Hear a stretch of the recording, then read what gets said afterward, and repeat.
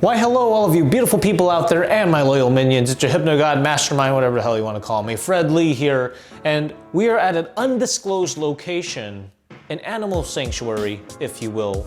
And I'm here with my guest, Sasha Fox. Well, hello there. What do you have in store for us? Like, what is this kind of location, and what do you have, like, basically what do you do? I mean, it's definitely something that I've never seen elsewhere. That's true. This is kind of a unique thing, and we're beginning Interspecies Entertainment. We are an Interspecies Entertainment troupe, and that means that we have one human, a dog, a cat, a parrot, and we just got 2 goats. We take in a lot of rescues here. I hear we're about to get 4 more kids tomorrow. And we entertain. We're a nonprofit, and we go to senior centers. We're going to be working at kids camp at the Humane Society starting this summer, and we are spreading the word. We believe in positive reinforcement training only. Entertainment should be educational, meaningful, interactive. It should share the joy that animals bring to the world. And one of the reasons why you invited me here, aside from just working with you for future projects and stuff, which you'll get more info on, just follow all the details and stuff in the description. You know where to find them. The Perfect Man coming soon. We'll leave that up to your imagination of what that reference is, but you'll learn more about what future projects we got in store. The Perfect Man. One of the reasons why that we're actually filming and stuff is because you were interested in some of the hypnosis stuff. What experience was it like? What's like your experience with hypnosis? So I did an NLP course, and Tad James, it's a Tad James course, and I remember listening to the audio as I'm driving, and he says, one day he comes home and says, "Mom, I'm learning neuro-linguistic programming," and she's like, "Hmm?" And he looked at his mom and said, "It's kind of like hypnosis." And that would be my first experience with hypnosis. I went through the entire course, and I remember our teachers, Stefan and Shay, they kept talking about the conscious mind and the unconscious mind, and how if you really want to affect change in yourself, you need to start speaking to the unconscious mind, because your unconscious mind is where all of your decisions are made. I think they said like 90%, maybe even more. Is it more? Well, this is one thing I need to ask, because every NLP practitioner and all that stuff, every one of those brain wizard arts is different, vastly different. One of the things is, like, do you use the term subconscious? Because predominantly a lot of traditional hypnotists and NLP practitioners tend to use the word subconscious more than unconscious. Do you remember the terminology? No, it was conscious and unconscious mind. And we would do like timeline therapy, go through our whole history, including our past. And we wanted to speak to the unconscious mind, and we wanted to know what the unconscious mind was trying to tell us so that we could break patterns. And the idea was that you're not going to be able to do this consciously with your conscious mind. You're going to have to go into that. So on top of that, I love guided meditation. I'm a bit of a self-guided meditation junkie. I go to sleep to guided meditations almost every night. I love guided somatics, where you just go through these slow relaxation movement protocols. I love being in a state of hypnosis. I'm not sure if I'm in a state of hypnosis, but I definitely know it's an altered state of being, and I love being there. In Tai Chi, I can feel a state change. Yeah, I think it's a great place to be. As long as your hypnotherapist has your best good in mind. And a lot of stage hypnotists, maybe we shouldn't mention any names here, like in Las Vegas, will pull you on stage, which I have been on stage, and I've been induced, and I'm like 4, and I'm like, yes, I'm so deeply relaxed. I want to be here. 3, 2, and then the guide, the hypnotherapist, just says, oh, by the way, you're gonna get on stage and do this in front of an audience, and like, boom, I wake up like, no way, I'm not doing that. So I do think there's a level of integrity a hypnotherapist needs to uphold. Because you're messing with people's unconscious minds and they're trusting you. And you should do stuff that makes them better people. They should walk away better, not humiliated. That's what I believe.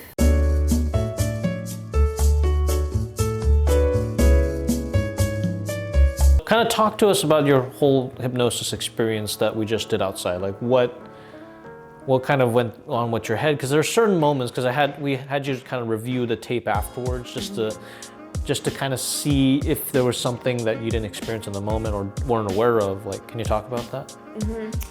The best way I feel like I knew what was going on. Like, I felt like when you said, hey, don't say the number 3, like I knew there's 3, but I had no reason in the world to say 3. Like when I was counting my fingers, it just felt like no. Like you're a little kid and your mom said, hey, just don't say 3. Just don't say 3. And you're like, okay. You don't question it. And you're like, okay. That's how it feels when you're in a state of hypnosis. It's that you've kind of returned to a state of innocence and reality becomes very simple. And you do what you're told because it feels good. And as long as it feels good, you want to do it because it feels so good. There's no impetus to not. And that's my experience. I definitely feel like I'm in an altered state. I don't know what kind of altered state, or I know there's different types of altered states that I've experienced, and it's a unique one for sure. It's a unique state of being. So another thing that you brought up when looking over the footage is that you didn't hear your dog bark at all, nor acknowledge his existence throughout the entire session. Until when you were a fox. Like, can you kind of talk about that? That was really strange. So I have these little animals on my mind all the time. Like at any time you could ask me where any of my animals are, and I will tell you what they're doing, where they are. I definitely am aware if Rocket is barking because he has this loud rat terrier bark. And I didn't hear him barking for the entire session. The only time I remember him is when I was a fox and I just came, and it was an interesting experience with him because it didn't feel like me as a human interacting with him. It felt like two creatures existing together. It felt very harmonious, but more playful. And yeah, I didn't want to cut you off, but while you were a fox, some people might have been confused when watching it. When you were a fox specifically, can you describe to everybody what you saw yourself as more so? It was a feeling. So I could really feel my spine. I was acutely aware of my tail, which we all have. We do have the vestiges of a tail, so we can wag the bottom vertebra of ourselves. I could feel my ears, which we all have ears, and we have meridians that pull up.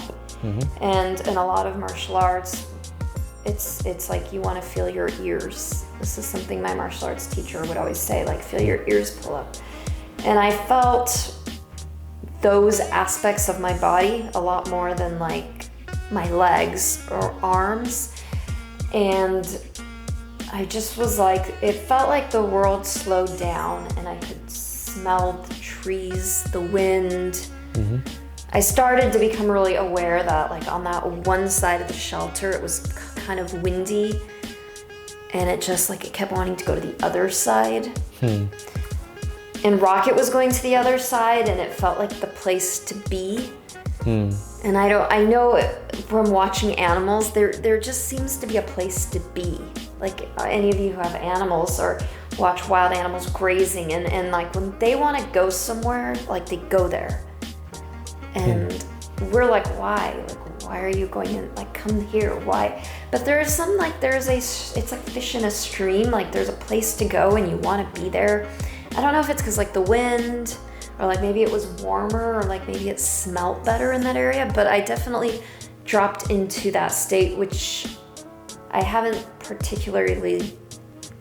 been in that exact consciousness before. So it was a very special and unique place that I went to.